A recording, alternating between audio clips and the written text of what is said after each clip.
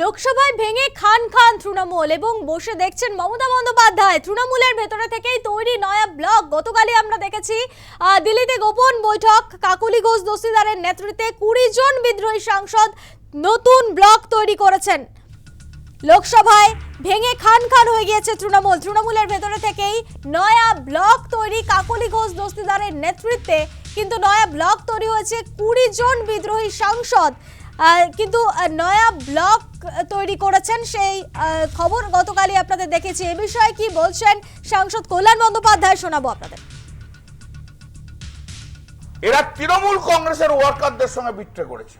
কাকলি ঘোষ দস্তিদার ছাড়া আর সবাই 2011-র পর দলে এসছে। এরা অন্য কেউ কোনো লড়াই করেনি। আর ফিল্মস্টাররা হচ্ছে ভিনদেশি সব তারা। এদের ধারণা হচ্ছে যে যেহেতু পাবলিক আমাদের দিকে দৌড়ে দৌড়ে আসে, অর্থাৎ পার্লামেন্টেও সবাই আমাদের পিছন পিছন থেকে দৌড়ে আসে। কেষ্ট না থাকলে শতাব্দী রায় জিততে পারতো না 2009। লিখে নিন। এই যে আজকে যত অভিযোগ, সমস্ত অভিযোগগুলো মিথ্যে কথা।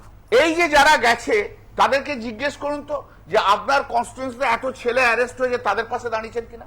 একটা এমপি এদের মধ্যে নিজের কনস্টিটিউয়েন্সিতে ঘোরেনি, একটা।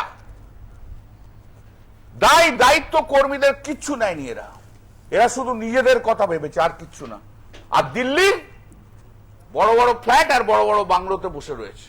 আরজি কর ইস্যু নিয়ে বলছেন 2 ডাক্তার কাকলি ঘোষ আর শর্মিলা সরকার, আপনারা কবে রাস্তায় নেমেছিলেন এই আরজি করের জন্য বলে দিন।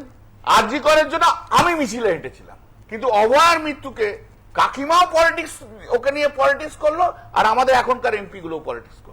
যারা আলাদা করে ব্লক তৈরি করছেন তাদের নেতার নাম নরেন্দ্র মোদী। ভূপেন্দ্র যাদবের বাড়িতে গিয়ে শুভেন্দু অধিকারীর সঙ্গে বসে তারা প্রমাণ করে দিয়েছেন তারা হচ্ছেন বিজেপি।